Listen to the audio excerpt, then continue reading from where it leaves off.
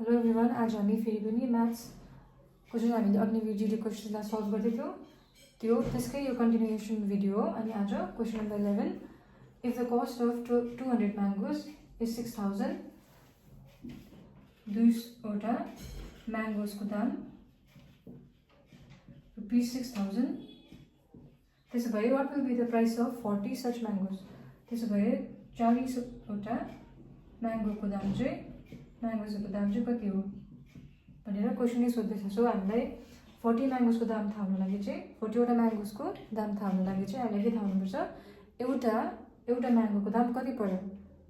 So एउटा म्याङ्गोको दाम कति पर्छ, टोटल अमाउन्ट त्यो 6000 divided by number of mangoes, 200वटा म्याङ्गोज टोटल अमाउन्ट 6000। सो दुईवटा जिरो क्यान्सल आउट भयो, बाँचो कति 60 डिभाइडेड बाई 2, 2 × 30 कति हुन्छ 60।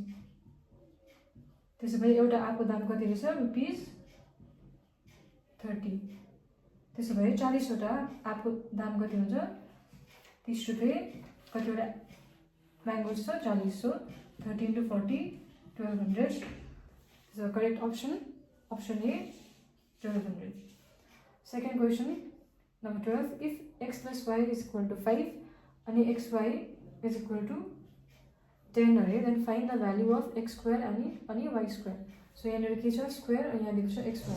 सो हामी के गर्छ, x + y लाई हामी स्क्वायर गर्छ, x + y² बोथ साइड हामी स्क्वायर गर्छ यसलाई पनि, अनि लेफ्ट ह्यान्ड साइड अनि राइट ह्यान्ड साइड दुईजना। So x + y² = 5²। x + y² को फर्मुला के हुन्छ, a + b होल स्क्वायरको फर्मुला के हुन्छ, a² + 2ab + y² 5² भनेको के हो, 5 × 5 25। हामीले यहाँनिर xy को भ्यालु के दिएको छ, xy को भ्यालु दिएको छ हामीलाई 10। सो हामी त्यही भ्यालु यहाँनिर हाल्छौँ, 2xy भनेको 10, सो हामीले 10 यहाँ हाल्यौँ,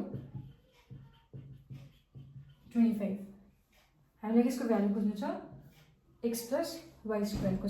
x + y² को भ्यालु खोज्नु हो भने x + y² लाई हामीले लेफ्ट ह्यान्ड साइडमा राख्नु पऱ्यो, एकपट्टि राख्नु पऱ्यो। x² + y² यहाँ छ 25, 2 × 10 = 20। लेफ्ट ह्यान्ड साइडमा थियो, राइट ह्यान्ड साइडमा जाँदा के हुन्छ, यहाँ पोजिटिभ थियो उता गएर नेगेटिभ, 22 10 = 20। सो 25 - 20 कति हुन्छ 5।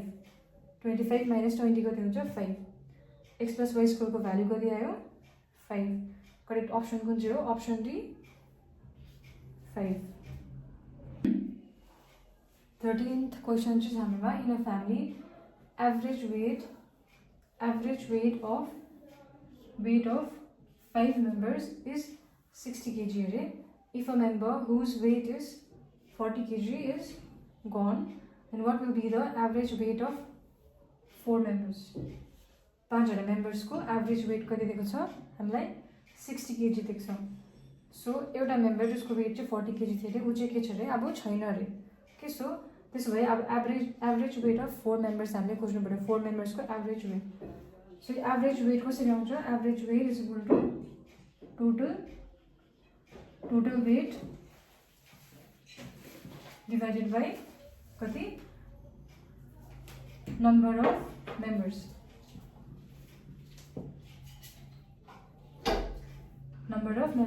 टोटल वेट कति हो हामीलाई थाहा छैन के। सो टोटल वेट के मानौँ हामी, x मानौँ, नम्बर अफ मेम्बर्स 5, तर हामीलाई के चाहिँ थाहा छ, आन्सर चाहिँ थाहा छ। आन्सर के हो 60 kg, एभरेज कति हो 60 kg। This is the formula. यो गऱ्यो भने चाहिँ, यो फर्मुला हाल्यो भने चाहिँ के हुन्छ, हाम्रो एभरेज आउँछ। बट हामीलाई अलरेडी एभरेज थाहा छ 60 kg, एभरेज वेट कति हो 60 kg। हामीलाई के चाहिँ थाहा छैन, टोटल वेट थाहा छैन। ओके, हामीलाई टोटल वेट थाहा छैन। अब हामी के गर्छ, आन्सर निकाल्नु लागि चाहिँ टोटल वेटमा के माइनस गर्छ 40 kg, जो अब किनभने 40 kg अब के भयो माइनस हुँदैछ, 40 kg भएको वेटको त्यो मान्छे अब छैन अरे।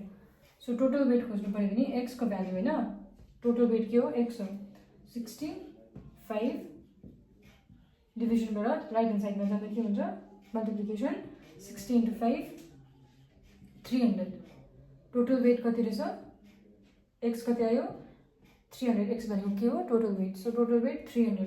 यो 300बाट हामीले के माइनस गर्नु पर्यो 40 300बाट 40 माइनस गर्यो भने कति आउँछ 260 के 260 चाहिँ अब कतिजना मेम्बर्सको वेट हो 4 जनाको 4 मेम्बर्स के 4 जना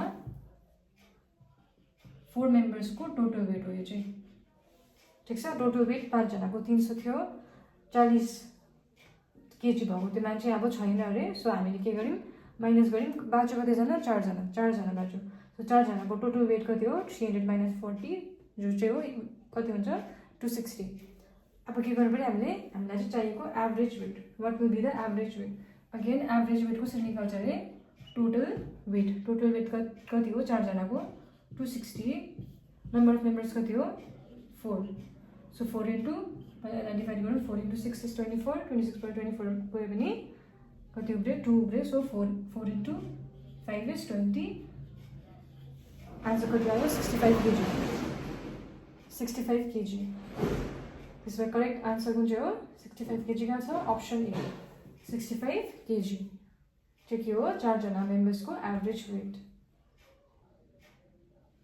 अन्नमा 14th क्वेसन छ द रेसियो अफ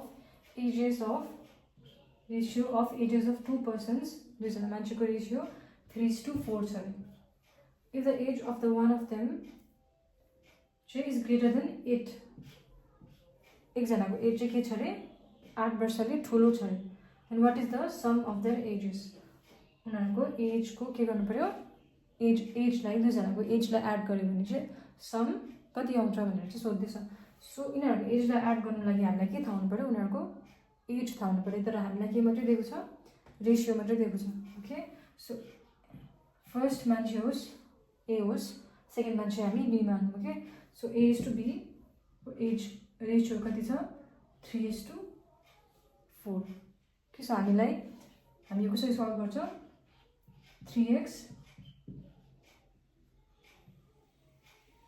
र हामीलाई के मान्छौँ 4x x चाहिँ के हो अननोन भ्याल्यु जो हामीले खोज्नुपर्छ त्यसको भ्याल्यु खोज्नु लागि चाहिँ हामीले के गरेको x हालेको 3x is to 4x both side same variable 3x is to 4x so हामीलाई भन्दैछ एउटाको एज चाहिँ 8 सालले के छ बेसी छ सो 4 ठुलो छ हामी के भन्छ 4 को अज्युम गर्छ कि 4 जुन चाहिँ यो सेकेन्ड पर्सन छ बी त्यसको एज ठुलो छ सो 4x माइनस 3x चाहिँ कति अरे 8 अरे हामी यसरी के गर्यो इक्वेसन हामीले बनाउनुपर्छ के भन्दैछ दुईजना मान्छे छ दुईजनाको एज डिफरेन्स कति हो दुईजनाको एजलाई माइनस गर्यो भने के आउँछ अरे 8 आउँछ ओके एउटा ए को एज माइनस बी को एज माइनस ए को एज गर्यो भने ए को एज माइनस गर्यो भने चाहिँ के आउँछ अरे 8 आउँछ अरे यिनीहरूको डिफरेन्स 8 आउँछ अरे so this is easy equation बनाउनु मात्रै साह्रो हो बट यो सल्भ गर्नु इजी छ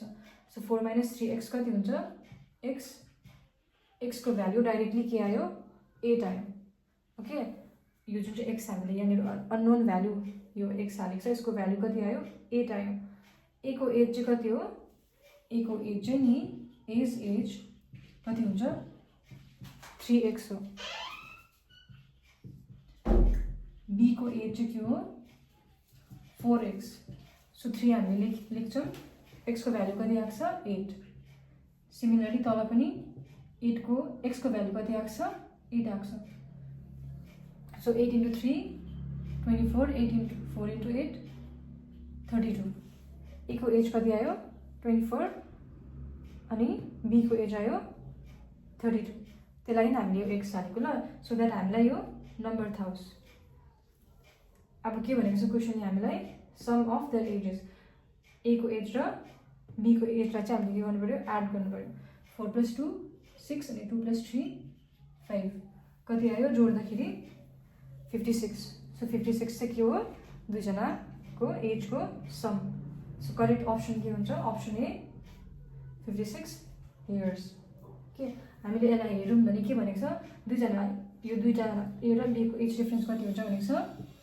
8 हुन्छ भनेको छ होइन सो हाम्रो यो आन्सर आएको छ सो करेक्ट हो कि होइन भनेर हामी यसलाई हेर्नु सक्छौँ 12 माइनस 4 8 यो 2 थियो 2 माइनस 2 0 सो कति आउँदैछ एज डिफरेन्स 8 आउँदैछ सो हाम्रो आन्सर के छ एकदम करेक्ट छ हाम्रोमा लास्ट क्वेसन चाहिँ छ if A is to B is to C is equal to 3:4:8 and A plus B plus C is equal to 2565, then what is the value of A? त्यसो भए A चाहिँ कति हुन्छ? के दिएको छ? A रेस्पेक्टिभली हो यो 3, B भनेको 4 अनि C भनेको 8. A is equal to 3, B is equal to 4 अनि C is equal to 8. अब हामीलाई के गर्छ? सबैमा x to find the unknown value x put गर्यो. A कति भयो? त्यसमा 3x, B 4x, C 8x. अनि हामीलाई के गर्दैछ? अब यो तीनटालाई जोड्यो भने चाहिँ यो तीनटालाई जोड्यो भने चाहिँ के हुन्छ रे? कति बराबर हुन्छ रे? 2565. हाम्रो क्वेसनमा सबै देख्छ. A भनेको के हो? 3x प्लस B भनेको कति हो?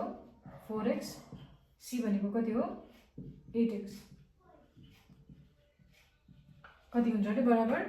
यो बराबर कति हुन्छ रे? 2565. सो हामीले सल्भ गर्नु पर्यो.